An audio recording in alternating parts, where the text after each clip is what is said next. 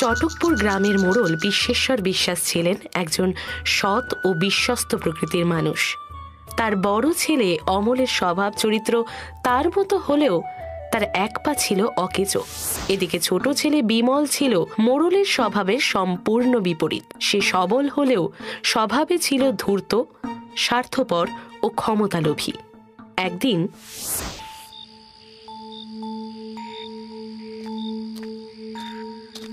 এতক্ষণে তোর ফেরার সময় হলো? আমি আর তোর বড়দা সেই কখন থেকে তোর অপেক্ষা করছি। তুই তো জানিস ভাই, আমরা না এলে বাবা খেতে বসতে পারেন না। তারপরেও তুই প্রতিদিন এত দেরি করিস কেন বলতো? উফ, তোমরাও না পারো বটে। শোনো, আমি এ গাঁয়ের হবু মোড়ল, আমার অনেক দায়িত্ব থাকে, সব সেরে আমাকে আসতে হয়। তোমাদের খিদে পেলে তোমরা খেয়ে নেবে। তুই হবু মোড়ল মানে? কে বলেছে তোকে এই কথা? যা বাবা, কে আবার বলবে? তোমার বয়স হচ্ছে, কিছুদিন পর তোমার দায়িত্বগুলো তো আমাকেই পালন করতে হবে নাকি? তাই এখন থেকে একটু হাত পাকিয়ে রাখছি। শোন বিমল, এই গ্রামে বংশ পরম্পরায় আমাদের পরিবারের বড় ছেলেরাই মোড়ল হয়ে এসেছে। আমার অবর্তমানেও সেটাই হবে। অমলই হবে এই গায়ের মোড়ল। সেসব আগে কি হয়েছে আমি জানি না, তবে এবার তো তার ব্যতিক্রম হতেই হবে বাবা।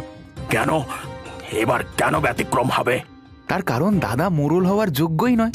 যে মানুষ ঠিক করে হাঁটতে চলতেই পারে না, সে পুরো গ্রামকে সামলাবে কি করে? এই গ্রামকে সামলাতে দাদার মতন পঙ্গু নয়, আমার মতন শক্তিশালী মোড়ল দরকার, বুঝলে? মুখ সামলে কথা বল বিমল। গ্রামকে সামলাতে হলে শক্তি নয়, বুদ্ধির দরকার। আর যেটা তোর চেয়ে অনেক বেশি আছে তোর দাদার। তাই তাই ওই হবে এই গায়ের মোড়ল।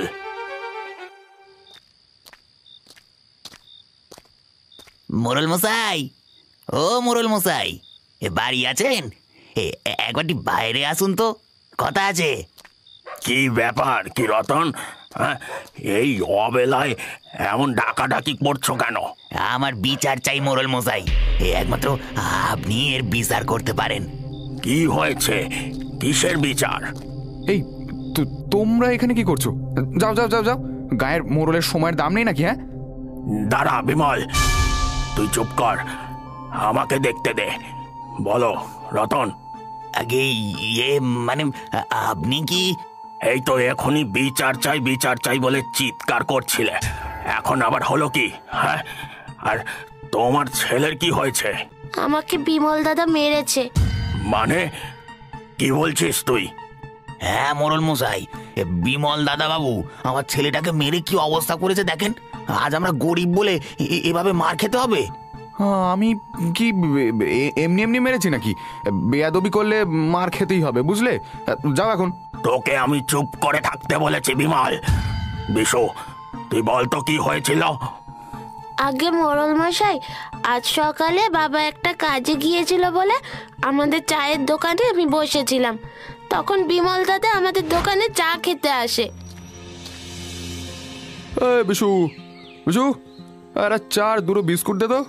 এক্ষুনি দিচ্ছি দাদা। চা খাওয়া হয়ে গেলে ও দাদা, টাকাটা দিয়ে যাও। কিসের টাকা? এই যে চা খেলে বিস্কুট খেলে ওটার টাকা।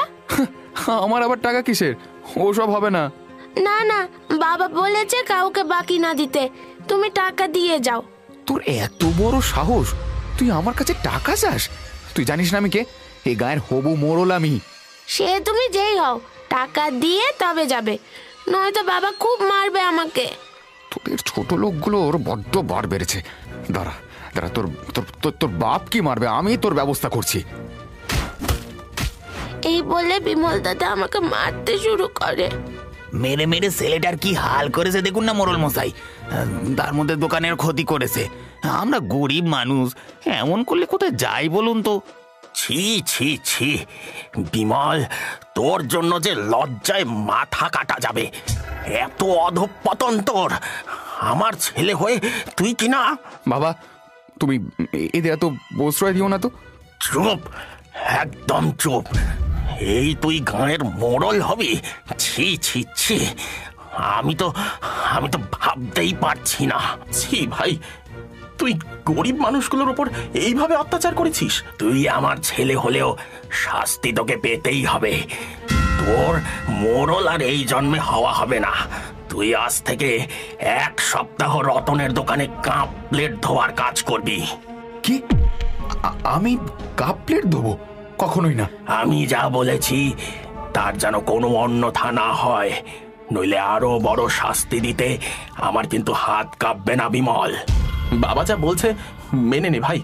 আর রতন কাকা, তোমার দোকানে যা ক্ষতি হয়েছে সে টাকা আমরা তোমায় দিয়ে দেবো। তুমি এখন যাও। আপনাদের জয় হোক, আপনাদের জয় হোক। আসি মোড়ল মশাই। কাজটা কিন্তু তোমরা ভালো করলে না বাবা। মোড়লের ছেলে হয়ে আমি কিনা এই নিয়ে আর একটা কথাও আমি শুনতে চাই না। অমল, খেতে আয়।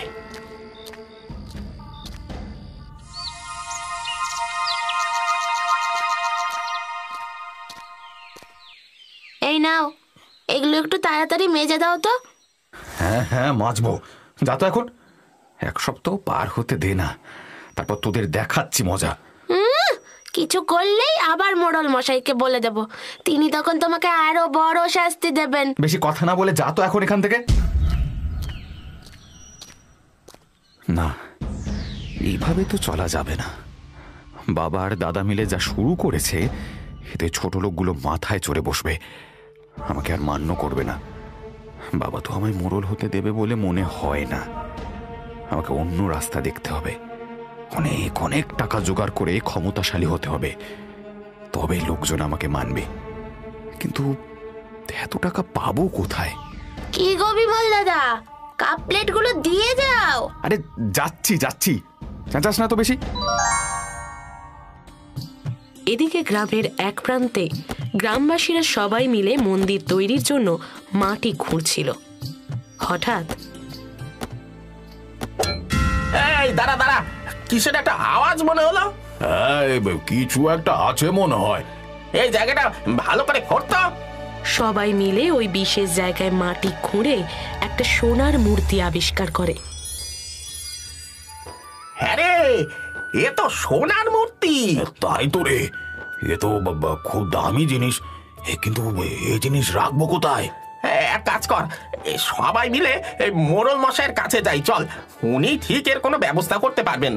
গ্রামবাসীরা সকলে মিলে পরামর্শ করে সেই সোনার মূর্তি নিয়ে চলে যায় মোড়ল মশাইয়ের বাড়িতে। গিয়ে তারা সমস্ত ঘটনা খুলে বলে তাকে। সব শুনে মোড়ল মশাই বলেন, মন্দির তৈরি করতে গিয়ে এই সোনার মূর্তি পাওয়া তো খুবই শুভ লক্ষণ। এই মূর্তির সোনা আমরা মন্দির তৈরির কাজে ব্যয় করতে পারি। তবে সে নিয়ে আগামীকাল তোমাদের সকলের সাথে আলোচনা করা প্রয়োজন। আজ একটু কাজ আছে আমার। এ তো উত্তম প্রস্তাব মোড়ল মশাই, কিন্তু এই মূর্তি কোথায় রাখি বলুন তো? সেটাই তো আমিও ভাবছি। এমন দামি জিনিসে যে কারোর নজর পড়তে পারে, সামলে না রাখলে চুরি হয়ে যেতে পারে। আমি কি বলি মোড়ল মশাই, এই জিনিস আপনি আপনার সিন্ধুকে সাবধানে রাখুন। আপনার কাছেই ওই জিনিস সুরক্ষিত থাকবে। হ্যাঁ হ্যাঁ মোড়ল মশাই, আপনি রাখুন, ওটাই ভালো হবে। বেশ, তোমরা বলছো যখন আমিই রাখছি। গ্রামবাসীরা সকলে সেই মূর্তি মোড়ল মশাইয়ের কাছে জমা রেখে চলে যায় নিজের কাজে। মোড়লও নিজের সিন্ধুকে যত্ন করে মূর্তিটা রেখে দেন।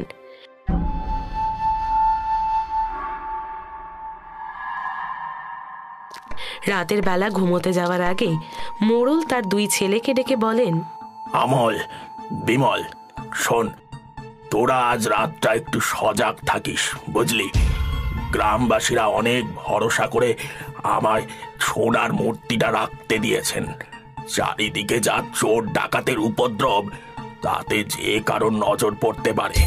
তাই আজ রাতটা তোরা একটু সতর্ক থাকিস। হ্যাঁ বাবা, তুমি চিন্তা করো না, আমি ভাই দুজনেই খেয়াল রাখবো। হ্যাঁ হ্যাঁ, তুমি ঘুমিয়ে পড়ো বাবা। তুইও ঘুমা দাদা, আমি একাই সব দিকে খেয়াল রাখতে পারবো।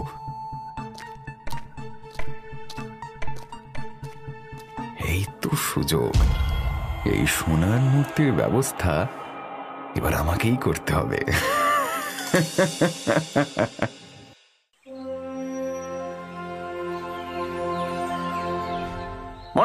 মশাই, ও মোড়ল মশাই, বাড়ি আছেন? ও, তোমরা চলে এসেছো। বেশ বেশ, দাঁড়াও, আমি মূর্তিটা নিয়ে আসি, তারপর চণ্ডীতলায় গিয়ে বসবো।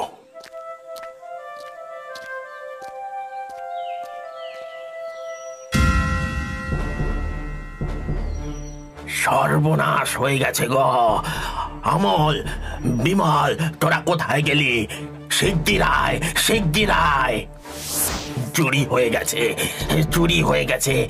কাল কাল তোদের সজাগ থাকতে বলেছিলাম, তোরা তোরা একটু খেয়াল করলি না রে। ভাই তো বললো ওই জাগবে। ও কোথায় বাবা? ওকে তো সকাল থেকে দেখতে পাচ্ছি না। হ্যাঁ, কোথায় গেল? কোথায় আবার যাবে? আপনার মদতে আপনার ছোট ছেলে মূর্তি চুরি করে পালিয়েছে। ছি ছি ছি মোড়ল মশাই, আপনাকে আমরা এত বিশ্বাস করি, এত ভরসা করি, আর শেষে কিনা আপনারা এমন করলেন। না না না না, তোমরা বিশ্বাস করো, আমি কিচ্ছু জানি না।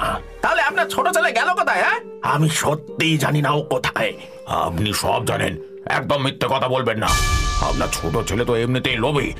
অমন সোনার মূর্তি দেখে আপনিও লোভ সামলাতে পারেননি।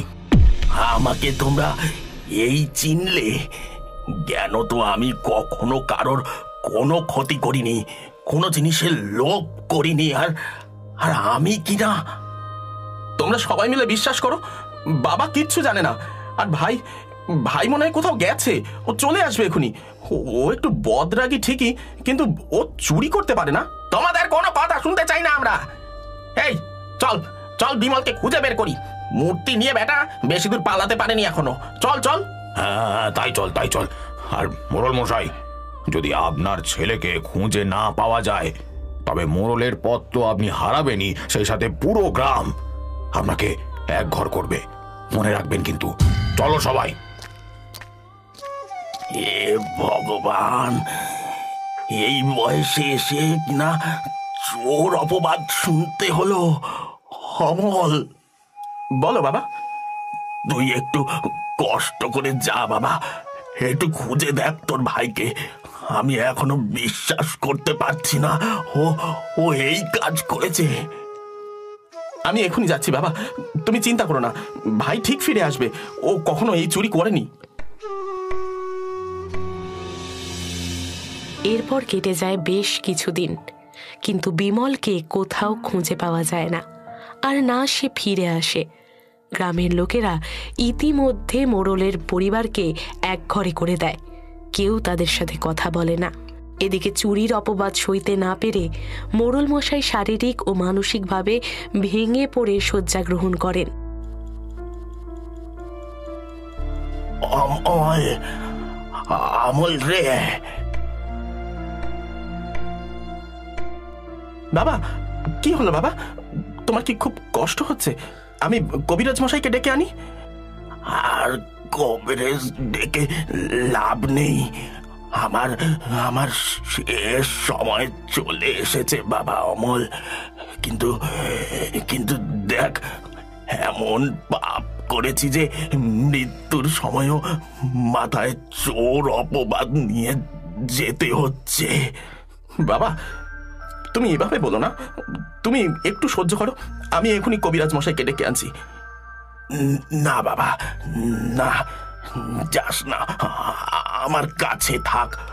আমার এক ছেলে তো আমার সমস্ত সঞ্চিত মান সম্মান নষ্ট করে দিল। এখন এখন তুই আছিস, তুই দেখিস বাবা, আমার এই চোর বদনাম যেন মেটে। নইলে নইলে যে আমার আমার আর আত্মা শান্তি পাবে না রে, শান্তি পাবে না। বাবা, বাবা, চোখ খোলো, চোখ খোলো বাবা, আমাকে এভাবে একা ফেলে যেও না বাবা, বাবা। একটা জঙ্গল, জঙ্গলে অনেক গাছ, তারপর পাহাড়, তারপর তারপর কোথায় রাখলাম, কোথায়? ও বাবা, বাবা দেখো, ওখানে পাগলটা বসে আছে না, ওকে খুব চেনা লাগছে। তুই আবার পাগল ছাগল লোকেদের কবে থেকে চিনতে শুরু করলি রে? ওদিকে না তাকিয়ে চল, তাড়াতাড়ি পা চালা, অনেক কাজ পড়ে আছে। না গো বাবা, আমি মনে হয় চিনতে পেরেছি। কাকে চিনতে পেরেছিস? ওই তো ওই পাগলটাকে, ওটা তো বিমল দাদা। হ্যাঁ, কি বলছিস তুই? কোন বিমল দাদা? আরে আমাদের মোড়ল মশাইয়ের ছেলে বিমল দাদা, ওই যে মূর্তি চুরি করে পালিয়ে গিয়েছিল না। কি আবল তাবল বকছিস তুই? ও এখানে কোথা থেকে আসবে? চলো তুমিও কাছে গিয়ে দেখবে, চলো ভালো করে। এই এই এই শোনো, তোমরা তোমরা নিয়ে যাবে আমাকে ওই যে ওই ওই গুহাটা আছে, ওখানে গুপ্তধন আছে, নিয়ে যাবে? কেউ নিয়ে যায় না আমাকে, কেউ না। হ্যাঁ রে বিশু, তুই তো ঠিক বলেছিস, এ তো মোড়ল মশাইয়ের ছোট ছেলে বিমলই। কিন্তু বিমল দাদার এমন অবস্থা কে করলো বাবা? সে আমি কি করে বলি বলতো? আচ্ছা, এক কাজ করি, এই গ্রামবাসীদের ডেকে নিয়ে আসি, বুঝলি? হ্যাঁ বাবা, তাই চলো।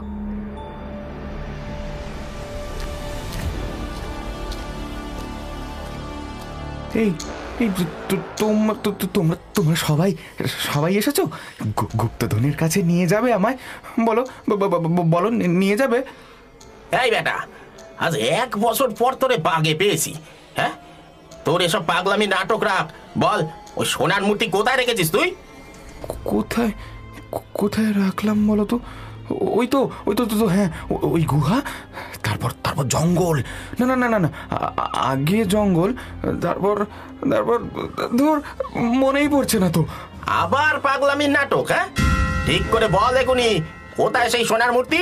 নয়তো মেরে তোকে তক্তা বানিয়ে দেবো, বুঝলি? না না না না না না, আমাকে আমাকে মেরো না। আমি আমি আমি আমি যাচ্ছি, আমি আমি চলে যাচ্ছি। ওই তো পাহাড়, তারপর তারপর তারপর গুহা। না না না না না, ভুলে যাচ্ছি। এই বেটা, এই আবার পালানোর মতলব করছিস? হ্যাঁ, আগের বার তোর বাপ তোকে বাঁচিয়েছিল, কিন্তু এবার আর তোর কোনো নিস্তার নেই। না না না না, আমাকে যেতে দাও, আমার দেরি হয়ে যাচ্ছে তো, পথ খুঁজতে হবে না? খোঁজাচ্ছি পথ তোকে, কানের গোড়া একটা না পড়লে তোর শিক্ষা হবে না।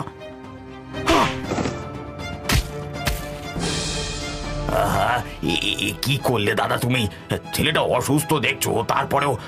ও বিশু, বাবা তাড়াতাড়ি একটু জল নিয়ে তো, ওর জ্ঞান ফেরাতে হবে। তুই চুপ কর, ওসব নাটক অনেক দেখা আছে, নিশ্চয়ই আবার কোথাও চুরি করেছিল, সেখান থেকেই হাতের এই অবস্থা করে এসেছে।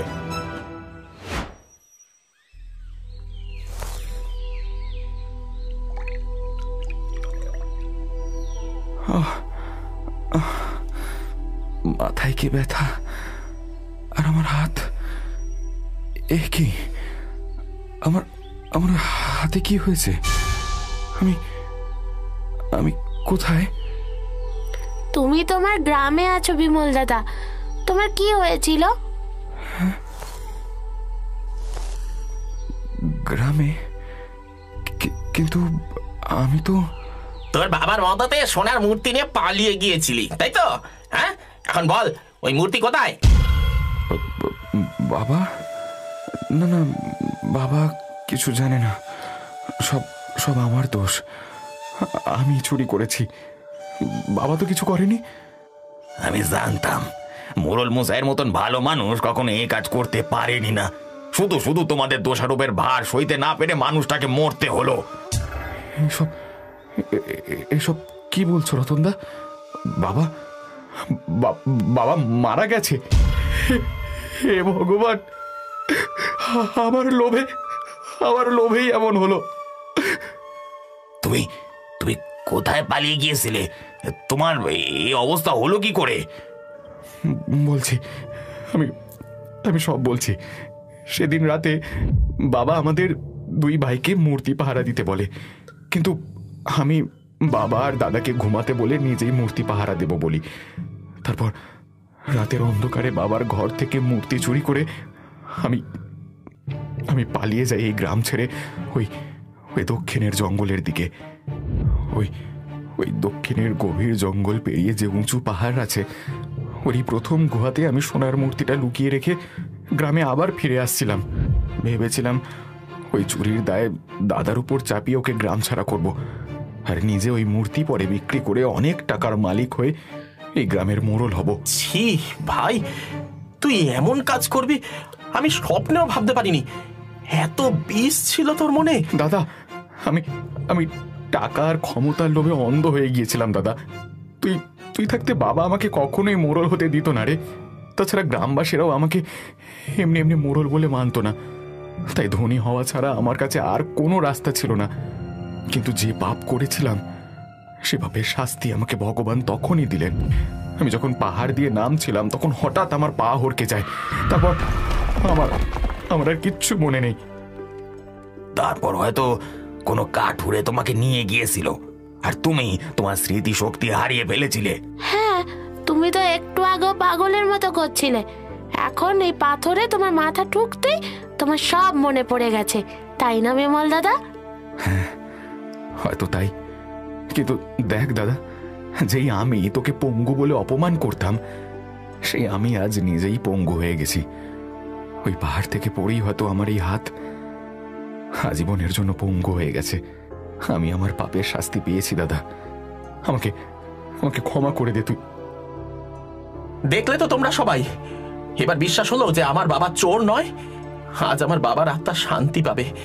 বাবা, বাবা তোমাকে আজ থেকে আর কেউ চোর বলে ডাকবে না, আমাকেও চোরের ছেলে বলে ডাকবে না কেউ। বাবা সত্যি অমল, আমাদের ভুল হয়ে গিয়েছিল, আমরা বুঝতে পারিনি, আমাদের ক্ষমা করে দিও।